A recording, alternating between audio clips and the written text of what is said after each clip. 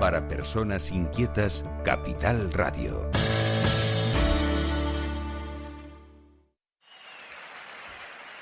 Vosotros sabéis perfectamente dónde está el rompeolas.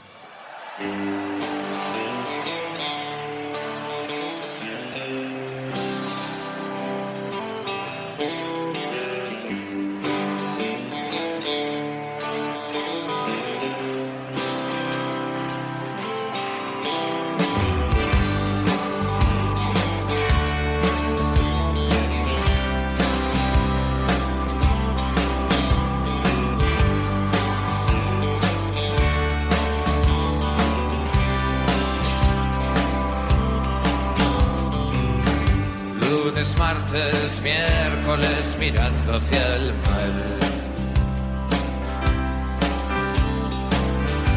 Es un buen lugar para irse a olvidar. Coches, policía, detrás la ciudad. ¿Qué tal? Saludos muy cordiales. Decía José Saramago de que a veces nos llega un punto en el que ya no nos queda sino que la esperanza, y justo entonces, justo en ese momento, es cuando nos damos cuenta de que aún lo tenemos todo. Saludos muy cordiales, bienvenidos a una nueva edición del Rompeolas. Con miedo a volar.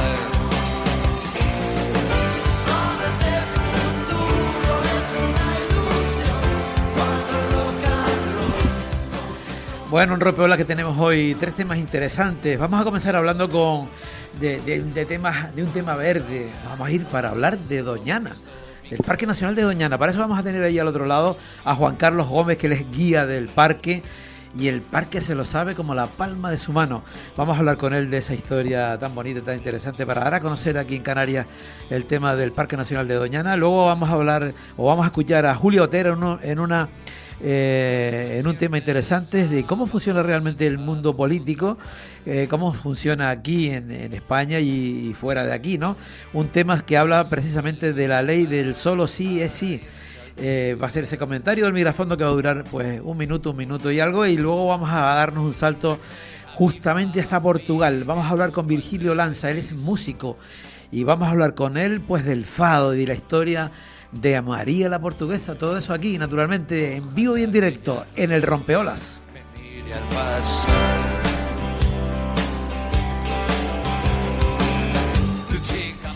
Bueno, y arrancamos con el primer tema, como antes les comentaba. Vamos a hablar de Doñana, del Parque Nacional de Doñana. Juan Carlos Gómez es guía, ahí lo tengo al otro lado. Cuando le comenté para hablar del asunto, ¿por qué? Porque me parece que cuando una persona vive una cosa y lo transmite, es increíble. Yo creo que cualquier tema que nosotros podamos tener, si alguien lo transmite con vida, es que llega, ¿no? Y este es el caso de Juan Carlos. Juan Carlos, buenos días. Buenos días, ¿qué tal? ¿Cómo están? Bueno, muy bien, muy bien. Yo echándote flores diciendo que como guía eres excelente y de alguna manera pues transmites todo lo que significa Doñana en vivo y en directo de una manera increíble. Pues bueno, primero pues muchísimas gracias por permitirme estar con ustedes hoy, poder transmitir este Parque Nacional desde aquí, desde Huelva. Muchas gracias. Gracias a ti.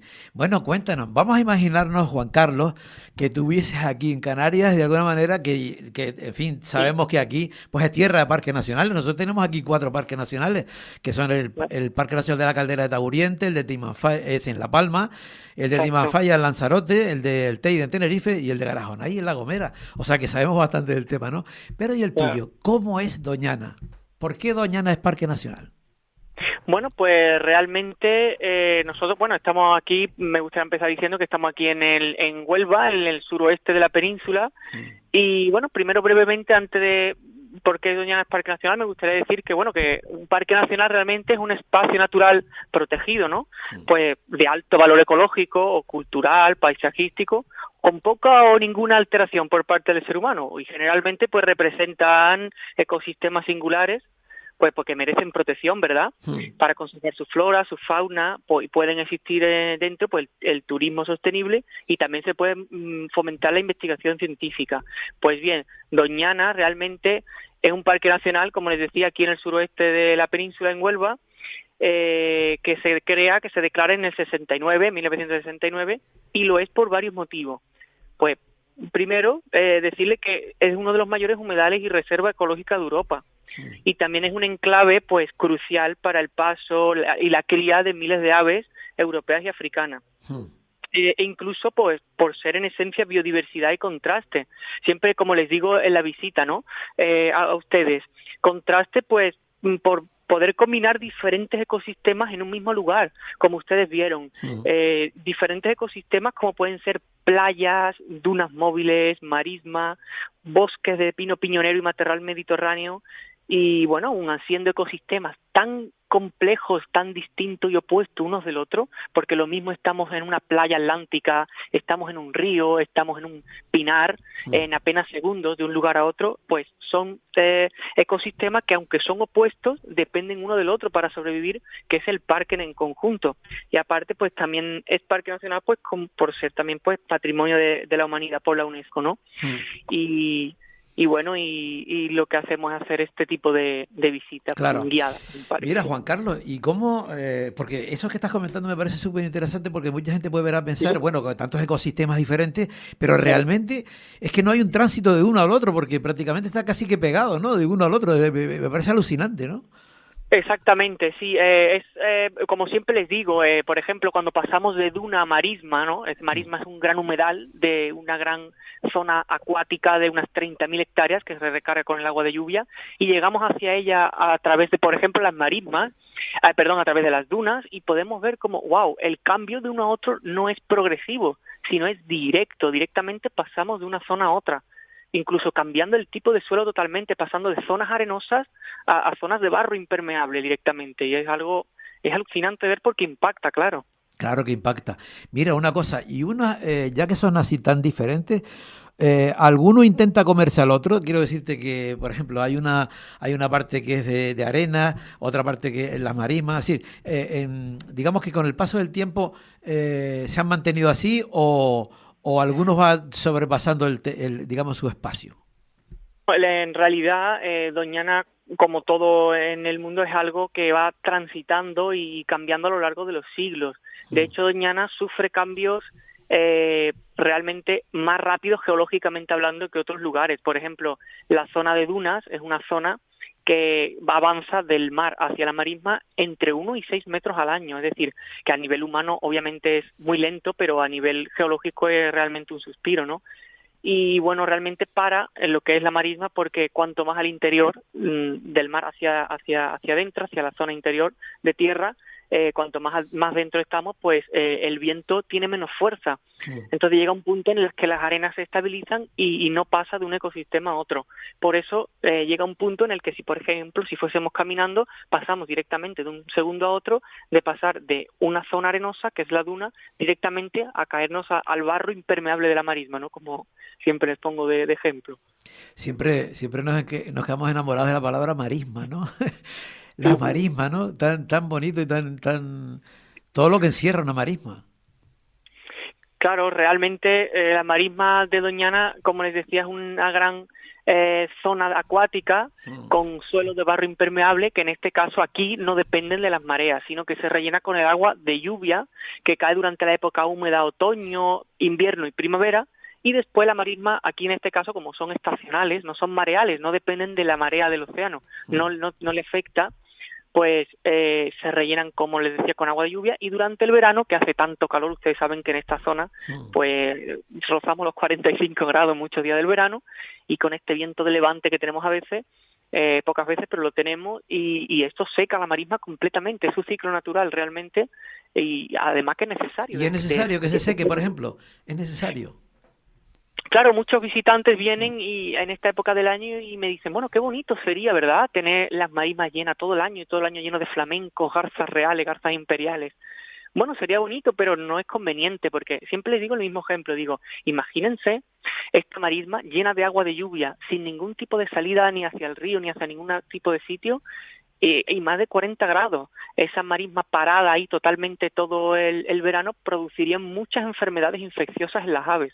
Entonces, por lo tanto, su ciclo natural es que se seque, claro, al igual que de que se vuelva a llenar una vez que estén secas ya en otoño. Todo cíclico, ¿te das cuenta? Claro, Todo claro. cíclico, Si no hubiera exacto. sido, sería un gran problema, claro, claro.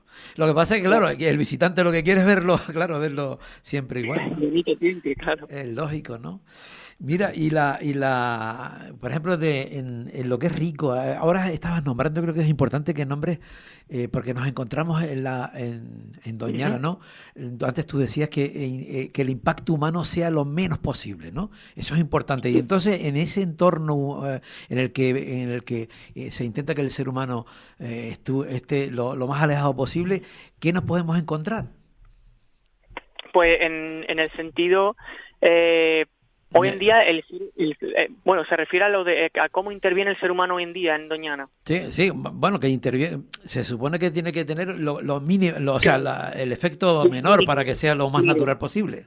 La intervención mínima, o Sí, si la hay, que fuese más una ayuda a lo que es la naturaleza que claro, claro, claro. que un daño. Como por ejemplo lo que se hacen en ciertas zonas, algunos clareos, por ejemplo, que se trata de que el ser humano ayude al bosque a estar un poco más claro, pues con dos propósitos. Primero, para prevenir incendios en la época seca. Nosotros aquí principalmente el árbol más abundante que tenemos es el pino piñonero, el Pinus pinea, el que nos da los piñones comestibles, y es un pino muy inflamable que arde mucho. Entonces, todo el suelo es seco y lo que se hace es clarear un poco el bosque para liberar un poco al bosque de tanta masa forestal.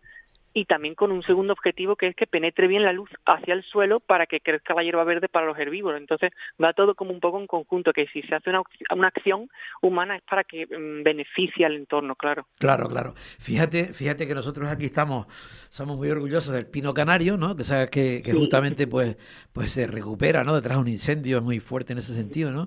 Y ustedes tienen el pino piñonero, ¿no? Que de ahí del sí, pino piñonero, porque es increíble la cantidad de pino piñonero que existe, ¿no? ¿Qué le sacan? sí. Aparte de sombra, aparte de que le van piñas, en fin, digamos, qué riqueza tiene el piñonero. Bueno, el pino piñero realmente en muchas zonas de Doñana llegó un poco más tarde. Aquí en la zona sur, Mm. donde nosotros hacemos la visita, lo que había antiguamente eran sabinas en Ebro, que bueno, las sabinas tienen ustedes también ahí mucho en Sí, el sí, Hierro, el también, que hierro, es sí. un símbolo de la... Mm. Y bueno, el pino piñonero de vez en cuando incluso se le puede sacar el fruto, que es la piña donde se encuentran los piñones, este fruto seco muy rico en nutrientes, demás también. Y bueno, se puede hacer una cosecha cada cierto tiempo, obviamente sin abusar de la producción también, porque hay muchos animales que basan su alimentación en este tipo de alimento natural, ¿no? Entonces tampoco se puede.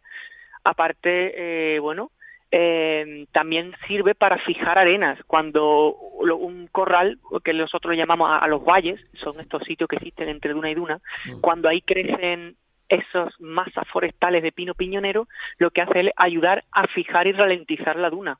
Aunque después, bueno, la arena se va acumulando y puede traspasar ese valle y enterrar al pino piñonero, porque aunque ellos puedan crecer en la duna, no están adaptados a ella. Entonces, con el Porque tiempo desaparecen. es colocado posteriormente, ¿no? En una etapa posterior, digamos, ¿no? Digamos que el pino piñonero no llega a esta zona sur de Doñana hasta el siglo XVIII, Claro, los claro. primeros ejemplares. Bueno, ya habían algunos, pero no tan gran número como Claro, vemos ahora, claro, claro. claro. Fíjate, Juan Carlos, que yo llegué a pensar, no sé por qué, comentando con alguien, digo, el pino Sí, piñonero en realidad es como la vida, ¿no? Porque se veían que había mucho pino, por ejemplo, que estaba en el suelo, que se habían caído y tal, ¿no? Y entonces sí. comentabas tú que, bueno, que la raíz no tiene que luchar tanto porque tiene el agua allí y no tiene que, digamos que esa raíz no es tan fuerte, digamos, Exacto. porque lo tiene todo más light, digamos, ¿no? Y que es como la vida, o sea, que tenemos que estar duros y fuertes para estar después en condiciones, ¿no? Exacto, es como algo que se puede extrapolar de ahí, porque Sí, realmente en muchas zonas bajas, bueno, Doñana también se caracteriza por tener un gran acuífero subterráneo de agua dulce que realmente sostiene también la vida del parque en gran medida. y en muchas zonas muy bajas, por ejemplo entre corrales o cerca de la marisma, donde son zonas muy bajas con respecto al nivel del mar, el acuífero está muy cerca y claro, como usted bien ha dicho, pues los pinos no se ven obligados tan a profundizar sus raíces en el suelo, que a la vez es también tan arenoso, entonces no se agarran del todo y al mínimo temporal de viento en invierno pues se tumban. Juan Carlos, acaba de definir la sociedad, ¿oíste? Lo acaba de definir. Porque yo creo que lo que nos hace falta precisamente es eso, ¿no? Tener esas raíces que estamos perdiendo un poco a poco, ¿no? Claro, cuando no tenemos la necesidad de prepararnos en cuanto a un problema, lo que ocurre es eso, que cuando viene de verdad nos pilla desprevenido, ¿no? Como decía alguien antiguamente, que decía, no me des una vida fácil, sino fuerza para superarla, ¿no? Exacto. Total. Mira, antes hablabas de animales, ¿no? Y mucha gente que nos está escuchando aquí en Canarias y tal, pensará, ¿qué clase, no sé, cuéntanos, animales que nos podemos encontrar en Doñana? Pues claro, como estamos en un espacio natural, pues todos los animales realmente viven de forma salvaje, ¿no? Pero podemos pasar de encontrarnos, por ejemplo, entrar en el parque y ver ciervos, gamos, que es otro tipo de cérvido que tenemos por aquí, o ver, por ejemplo, incluso linces ibéricos, que son algo más difícil de ver, pero también es posible. Cada día es una aventura nueva, incluso ver tortugas mora, que se llaman también, en las dunas, por ejemplo, que últimamente se está viendo ahora con el despertar de este calorcito aquí en esta zona, y también otros muchos animales, como por ejemplo, que les digo yo, caballos y vacas salvajes. También tenemos un gran ganado extensivo, aunque con poco manejo aquí en Doñana, también muy tradicional de la zona. Y por ejemplo, los caballos están totalmente libres, toros, vacas, todo eso, ¿no? Sí, los caballos realmente y las vacas son más o menos el mismo caso de ganadería, están totalmente libres, son tipos de caballos nativos y vacas nativas de aquí, son los caballos de la marisma y las vacas mostrencas de la marisma, que llevan viviendo aquí más de 8 siglos en esta zona. Realmente, como siempre les digo, no tienen sus dueños, pero el dueño viene, pues, lo que se permite venir unas veces al año para hacerles el saneamiento veterinario y demás. Y el resto del año el caballo y la vaca vive de forma salvaje en todo el territorio de Doñana, pastando a su aire, va donde quiere ir, si quiere meterse en las dunas se mete, si no está en otro lado, y buscándose la vida y también haciendo esa raza de caballo o vaca cada vez más fuerte, claro. O sea, es increíble la sensación de paz, ¿no? De ver, bueno, me imagino que sucederá con muchos animales, pero sobre todo ver el caballo o así, es que es impresionante, ¿no? Simplemente mirándolo nada más, mirar y observar, ¿no? Sí, es bonito cuando muchas veces llegamos al bosque y ven, wow, y sale corriendo un caballo así, corriendo por cualquier... ¿Y jabalí, por ejemplo? Y jabalí también, que a muchas personas les sorprende porque son más pequeños y más oscuros que en el resto de la península. Y también les digo, bueno, es que aquí también para ellos para sobrevivir, aunque son buenos supervivientes, les cuesta también buscarse la vida. Digo, muchas veces hasta se van a la playa a comerse el resto de delfines muertos o tortugas o lo que claro. son vivientes, claro. Te estoy hablando de especies que claro que aquí no existen, nosotros claro no lo podemos ni imaginar, ¿no? Y claro, por ejemplo animales, ¿no? Antes estabas y la vaca, por ejemplo, que estabas comentando, que hay una vaca que es autóctona, pero parece que los cuernos son diferentes, ¿no? O han evolucionado, ¿no? Claro, la vaca mostrenca de Doñana tiene los cuernos así que no apuntan hacia adelante, sino un poco hacia los lados o hacia detrás. Es realmente una adaptación al medio para adaptarse a cuando van ellas deambulando entre los matorrales para no quedar enganchadas. Esto lo ha desarrollado a lo largo de los siglos también. Ya. Y una cosa que me sorprendía también es el tema de los conejos, ¿no? El tema de los conejos, cuenta un poco el tema de los conejos, es curioso. Claro, aquí Doñana y España en general siempre ha sido tierra de conejos, ¿verdad? De la antigüedad, por eso se nombró como Hispania, ¿no? Pues bueno, todo fue bien hasta hace unas décadas. El conejo, pues aquí lo que soporta es presión depredatoria, pero el conejo puede sobrevivir perfectamente a esto. Lo que le ha ocurrido últimamente es que se ha mezclado lo que es la presión depredatoria, es decir, hay muchos animales que se alimentan del conejo para sobrevivir. El lince, el zorro, la jineta, el meloncillo, las aves rapaces como el águila imperial, que dependen del conejo, ¿no? Aparte, ese no era un problema, hasta que ha venido también otro problema, que son las enfermedades infecciosas, como la mixomatosis o la neumonía hemorrágica vírica, que vinieron hace unas décadas de Australia. Entonces, el conejo realmente puede soportar estas dos cosas, pero las dos cosas en el mismo lugar Claro. y en el mismo tiempo el pobre cría, pero tampoco puede. Entonces se ha creado varios programas para recuperarlo. Es que claro, todo el mundo, todos quieren el conejo. Claro, Claro, claro, normal, claro. normal. Hay alguna Mira, especie sí, dígame. no, digo, y por ejemplo, si hablamos de especies en vías de extinción que estén ahí, vamos, que de Sí. momento se han mantenido. Claro, hasta hace poco pues teníamos como en peligro de extinción el lince ibérico. Hoy en Mm, día ya no es en peligro, ya no está en peligro de extinción. Obviamente está protegido en estado vulnerable, pero está mucho más recuperado. En 20 años hemos pasado de tener 40 linces a tener 133 en el parque, aunque se ha recuperado por el tema del conejo un poco más lentamente que en otras zonas de la península. mm. Como peligro de extinción tenemos hoy en día, como por ejemplo el águila imperial ibérica, que tan solo tenemos 8 parejas en todo el parque. Yo, Debido a lo mismo también, al tema de la escasez del conejo. claro, claro. Mira, Juan Carlos, una cosa. Hace tiempo, o relativamente poco tiempo, no sé, sé que escuchaba que el agua, que había transacciones de agua en Doñana, que le estaban dedicando parte de ella a la agricultura. ¿Todo eso con qué quedó? ¿Cómo está la cosa ahora? Bueno, realmente sí que es verdad que últimamente con el tema también, bueno, la agricultura, el turismo, también la población es verdad que no gasta la misma agua hoy que hace 50 años, ¿no? La gente Mm, hoy en día se usa más agua para todo, ¿no?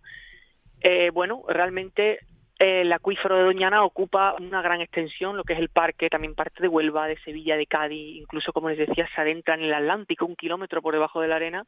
Es un gran acuífero que se recarga del agua de lluvia, que se filtra por los arenales y los bosques, y se va recargando y le da vida a Doñana, incluso a los 14 pueblos que se asientan encima de él. ujú. Es verdad que aquí hemos tenido, hace varias décadas, cultivos no nativos que necesitan mucha agua en comparación con los cultivos antiguos que teníamos antes, cultivos autóctonos como el olivo o la vid, ¿no? La uva.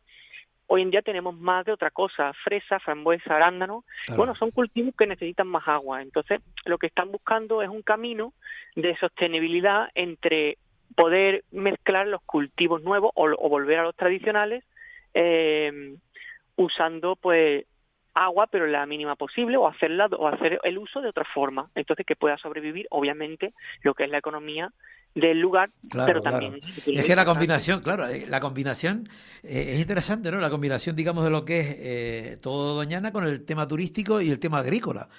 Es Exacto, decir, a ver cómo hacemos los movimientos del ajedrez, de las diferentes fichas, ¿no?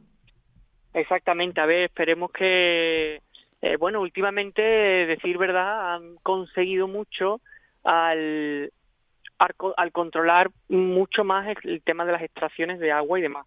Así que Ujú. bueno, esperemos que poco a poco se pueda solucionar y que ambas partes puedan salir ganando a medio y largo plazo, como por ejemplo lo que es la naturaleza y también los agricultores, claro, porque ambos necesitan de la naturaleza, Claro. obviamente. Juan Carlos, yo me imagino que como guía del parque eres el primero que asistes a lo que la gente piensa y lo que la gente sienta en el momento, no después o lo que sea, ¿no? ¿Con qué te encuentras tú de la gente de la gente que transita, que va a Doñana, que dan tus visitas? Normalmente, ¿qué te suelen decir? Bueno, muchas veces, pues, como por ejemplo lo que le decía antes de la marisma, ¿no? Muchas Mm, personas vienen en octubre y ven la marisma totalmente seca, tan claro, seca que incluso con el bus 4x4 sí, que hacemos la visita sí, de 30 personas, dicen, wow, está seco, Doñana se está secando, es una emergencia climática. Entonces, muchas veces la equivocación o la mala información que muchas veces tenemos lleva a confusión, ¿no? Porque realmente, como les decía al principio, la marisma en esa época del año debe estar seca por salud ambiental también, ¿no? Es lo que se ha hecho siempre, ¿no? Por sí misma se seca. O muchas personas preguntan y llegan en verano y dicen, wow, que está todo el campo marrón. Claro, es que y ya después les explico, ¿no? Les digo que aunque estamos en el Atlántico, nuestro clima es mediterráneo y tenemos hasta 5 meses sin un día de lluvia, que es lo común aquí. mm, Entonces, Es verdad que hemos tenido sequía en los últimos años, aunque estos 2 últimos están siendo muy buenas, Claro. muy buenos años. Entonces, pues las personas vienen de otros lugares, también se quedan maravillados al decir, wow, ¿cómo es posible que la península se tenga lo mismo una parte desértica, después estamos en un bosque verde intenso y después en una masa de agua enorme? Entonces, Qué bueno, claro, claro. Oye, Juan Carlos, pues nada, nos hemos quedado ya sin tiempo. Yo te doy las gracias por haber estado con nosotros en el Rompeolas y me quedo con una frase que dijiste antes, fíjate. sí. Dijiste que cada día es una aventura nueva. A mí me parece eso increíble. Cada día es algo nuevo que aprender, que mirar y mirando la naturaleza damos cuenta de que ningún día es el mismo, que cada día hay un cambio. Un aplauso desde Canarias. Gracias. Ya, un abrazo, gracias. Adiós, gracias a ti. Chao, chao. Hasta Adiós. luego. El Rompeolas con Javier Rodríguez. Capital Radio.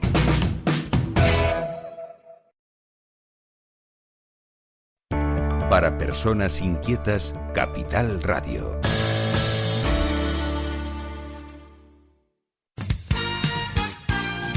El Rompeolas con Javier Rodríguez.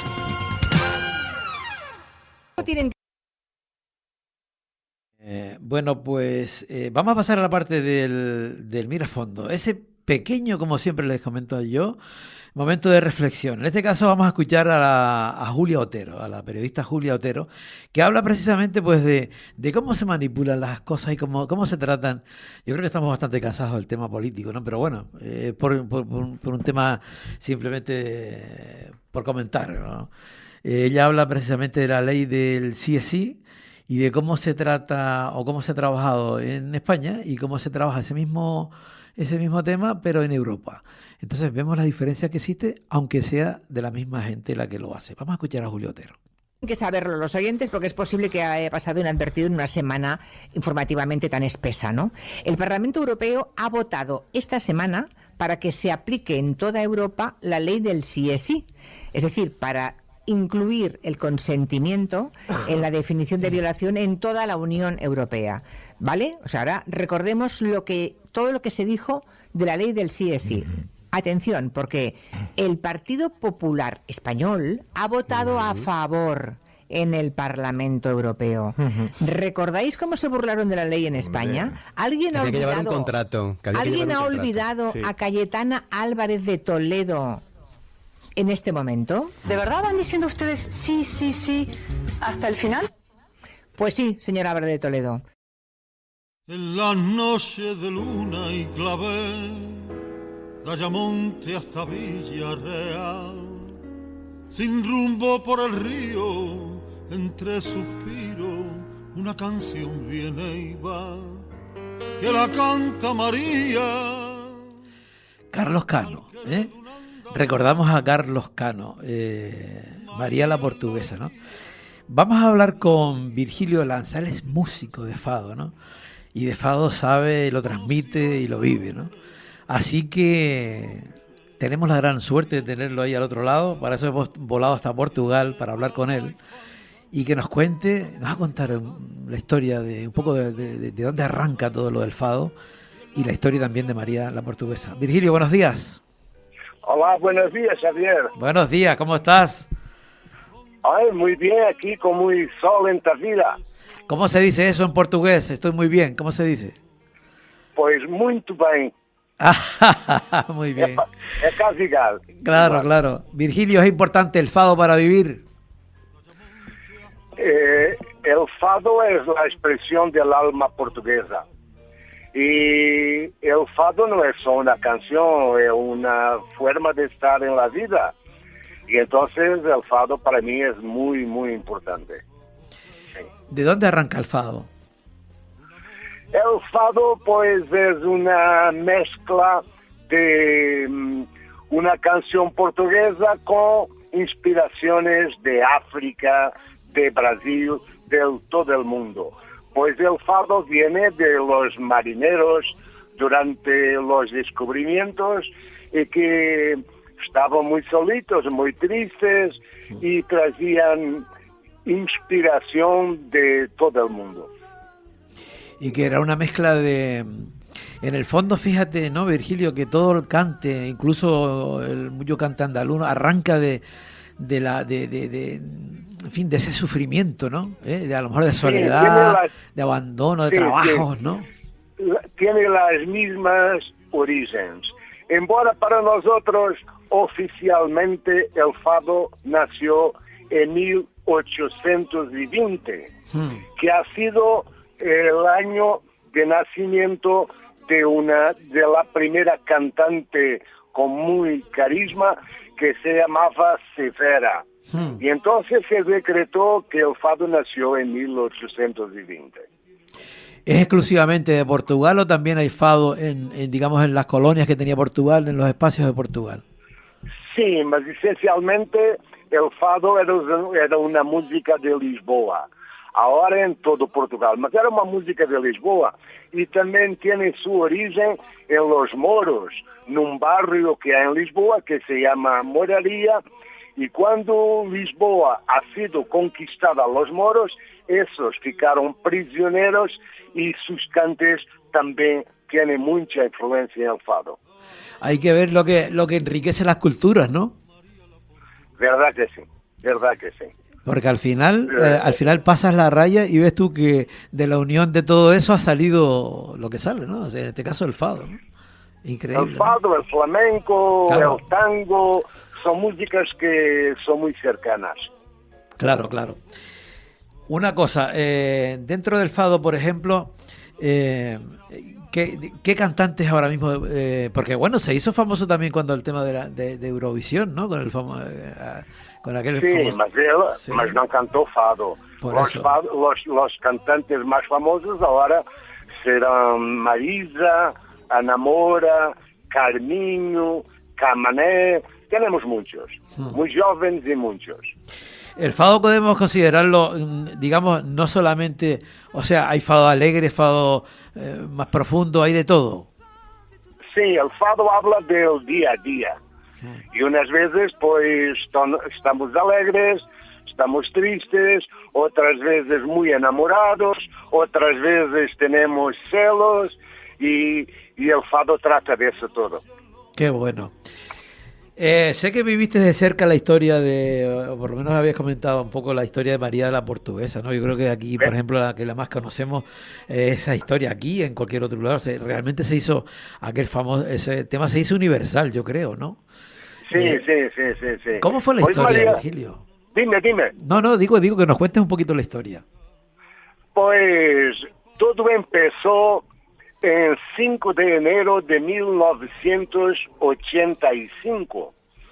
Un pescador de Ayamonte, que se llamaba Juan Flores, tenía 35 años, pues se cargaba 2 cajas de langostinos de contrabando para con el dinero comprar 2 muñecas Nancy a sus 2 niñas. Un guardita portugués que yo conocí muy bien y que había llegado de Angola le ha dado 2 tiros y lo mató. Pues la frontera ha estado cerrada durante una semana. Los coches de los portugueses que estaban en Ayamonte echados al río apedrejados.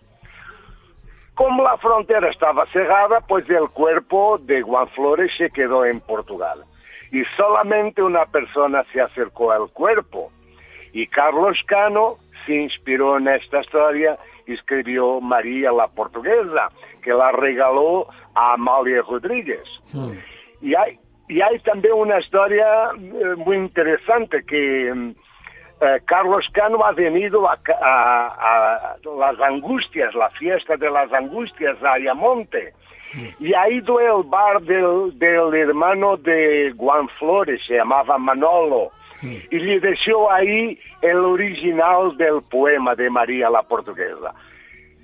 Ha sido eso. Mira, una cosa, dices que la única persona que se acercó, bueno, que se había acercado era era esa mujer, ¿no? ¿Y qué pasó? ¿Que durante unos días estuvo siempre ella allí o cómo fue la historia? Sí, porque que todo el mundo se preguntaría ¿qué hace esta mujer aquí, no? ¿O qué?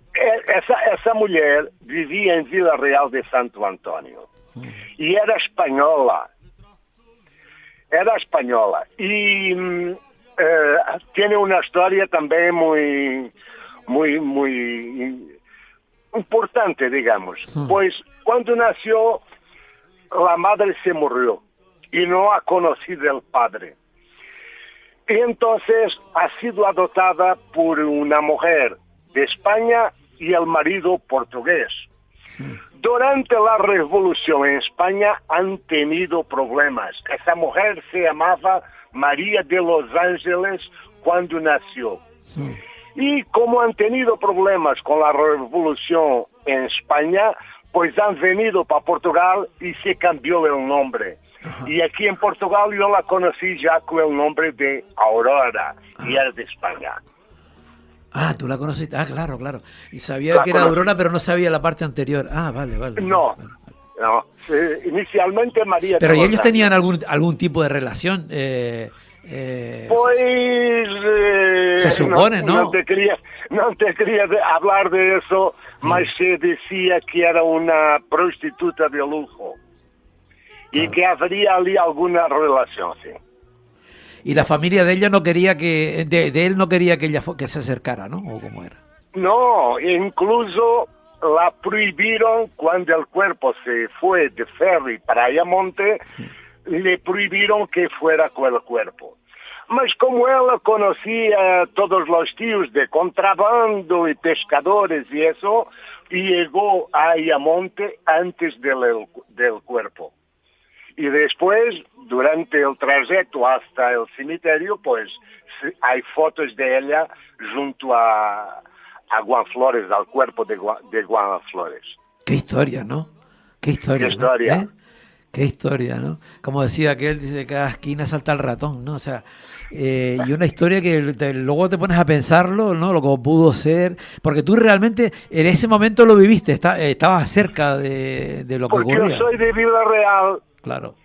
Yo soy de Vila Real, donde era supuestamente la María, la conocí muy bien y ha sido el último conflicto entre Portugal y España.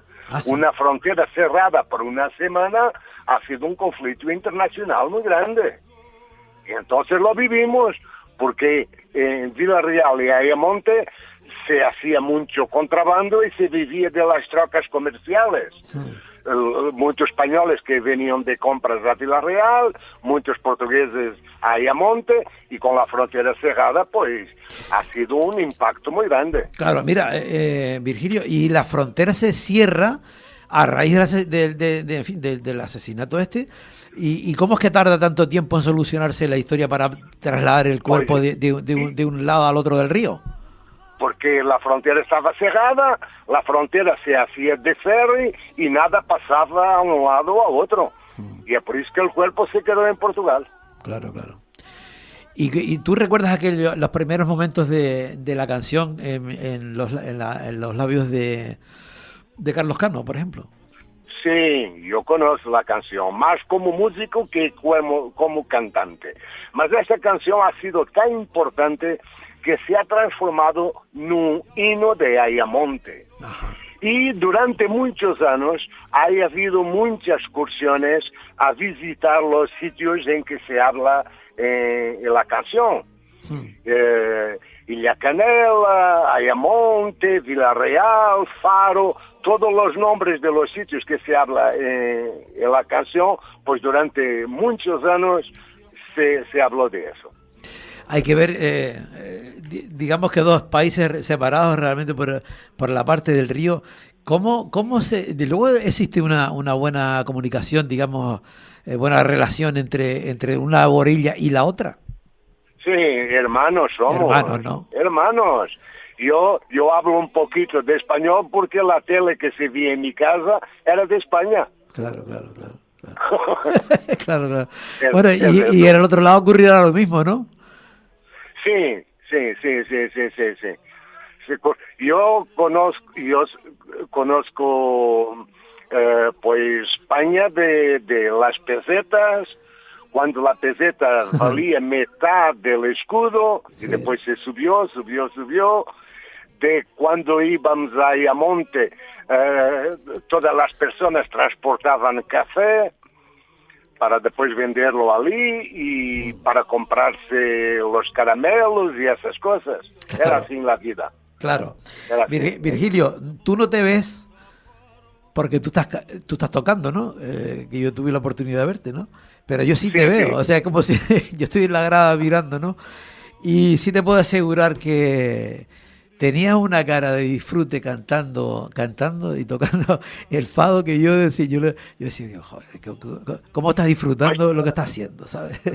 Mas tú sabes, ¿quieres que te cuente un poco de mi vida? Claro. Yo era iba economista. abriendo campo. Dime. Yo era economista y tenía mi oficina de economía y de contabilidad y era profesor ya en el topo y lo dejé todo por este proyecto en 2014.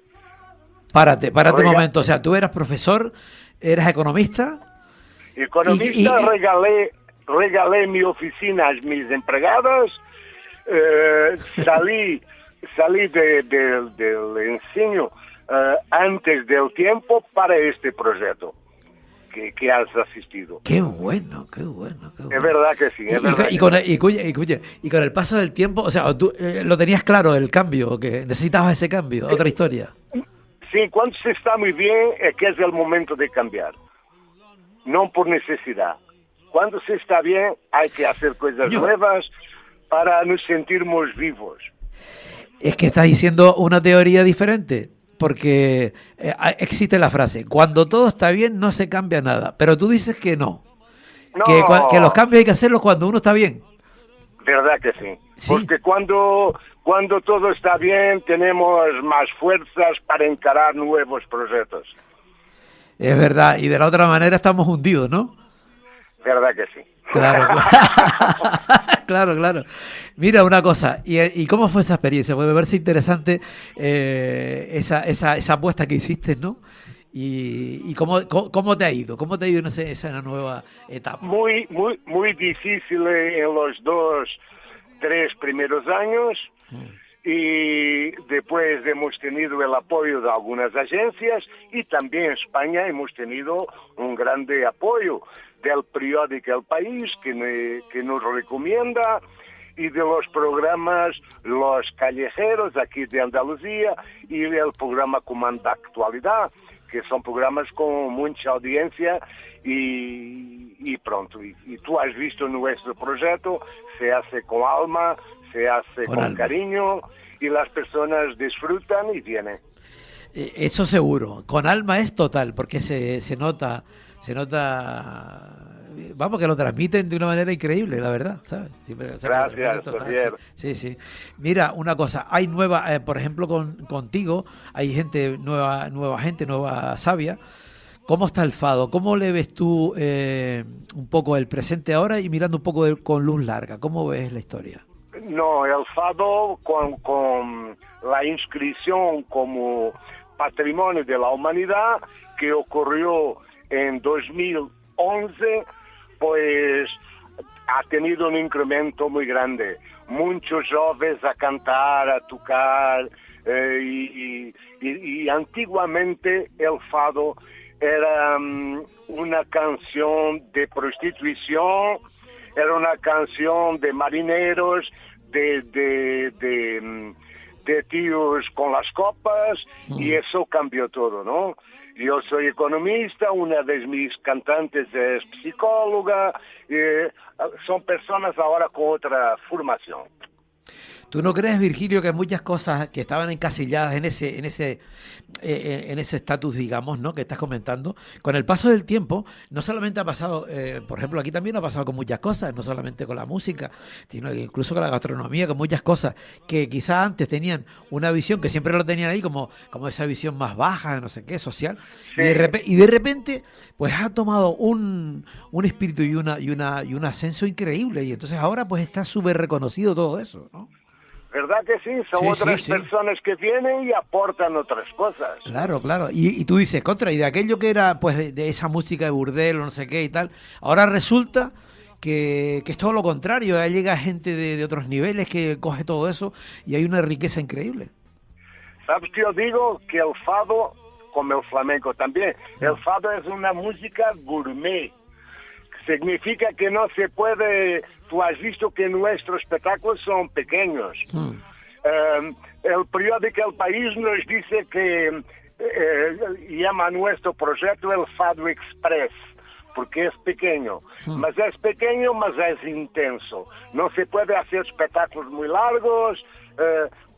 Tenemos que tratarlo con mucho cuidado. ¿Sabes lo que digo? Que está perfecto, porque y más ahora no es espectáculo largo, es que cualquier cosa que se pase un poco de lo ya pierde, la gente ya no estamos, o sea, todo lo queremos condensado y cuanto menos tiempo mejor. Verdad que sí, ¿sabes? Verdad que sí. Es verdad. Nosotros sabemos por nosotros que cuando al final de 5 o 6 músicas desconectamos.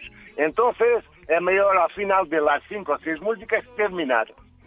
Total. Para que el público no desconecte. Claro, me gustó eso de Grumet, como la defines a Alfado, fíjate, ¿no? Escucha, ¿qué pasa de aquel momento inicial que tú dices, ¿no? A hacer eso.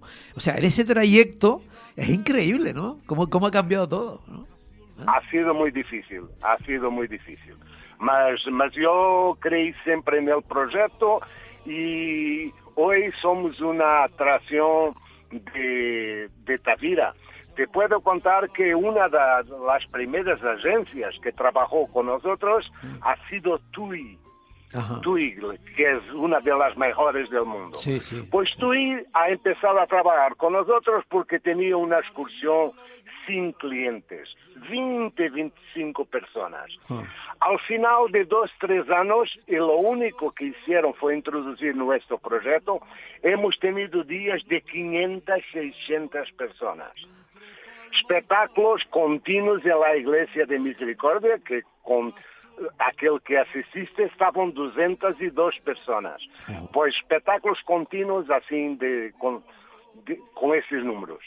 Increíble, yo sí notaba muchísimo vamos a ver, entre las diferentes opciones que existen de visitas, etcétera, la visita, yo creo que el 100% de la gente, lo del fado lo tienen claro que sí, o sea, lo demás puedes oscilar, que quieres una cosa, quieres la otra, pero lo del fado, todo el mundo coincide que sí, o sea, que tiene esa raíz perfecta, ¿no? Mañana tendremos, me han confirmado ahora mismo, mañana tendremos 180 personas. Increíble. Pues serán 180 personas, que sean 180 corresponsales para contar y sí, porque al final es una transmisión oral, ¿no? De las experiencias. Sí, haremos nuestro mejor para que las personas disfruten. Claro. Virgilio, pues nada, te doy un abrazo muy fuerte desde aquí, desde Canarias. Muy fuerte, y ha sido un placer y sí, que me encanta Canarias, que me encanta también. Y hasta la próxima. Como decía Salvador Allende, que sea más temprano que tarde. Verdad que sí. Un abrazo. Abrazo. Chao, adiós. Bueno, pues nada, dejamos a Virgilio y su mágico mundo del fado, ¿no? Nosotros nos vamos a ir, vamos a dar sí, un poquito de la música del fado para escucharla. Y nosotros vamos a aprovechar para despedirnos, ¿no? Pues toda la gente del equipo del Rompeolas, de Miguel González, que estuvo ahí en la realización del programa, de María Rodríguez, de Asisa Portugués, y que les habló de Javier Rodríguez. ¿Qué les digo? Que esperamos 7 días y nos volvemos a encontrar. ¿Dónde? Pues en una nueva edición de este programa del Rompeolas, porque aquí, como siempre les digo, aún se huele el sol. Chao. De bebé viño amargo, porque canta con tristeza, porque esos ojos cerrados, por un amor desgraciado, por eso canta, por eso pena. Fado, porque me faltan sus ojos, fado me falta su boca, fado porque se fue por el río, fado porque se fue con la sombra. Fado, me faltam teus olhos, saudades da tua boca, fado e todas as águas rodaram, ai, não resta mais que uma sombra. Dicen que fue el te quiero de un marinero, razón de su padecer, y una noche en los barcos del contrabando al langostino se fue, y a la sombra del río un disparo sonó, y de aquel sufrimiento nació el lamento de esta canción.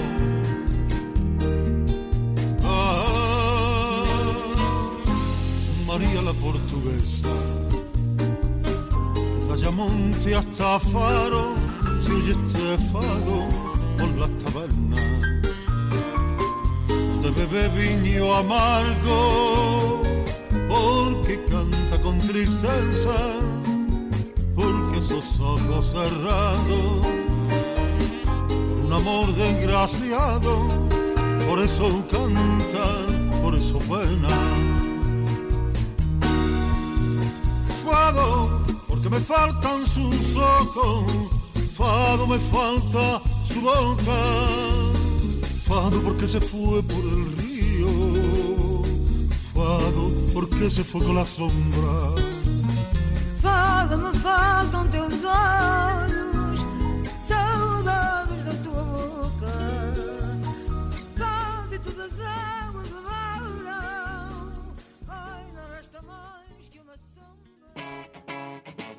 Capital Radio.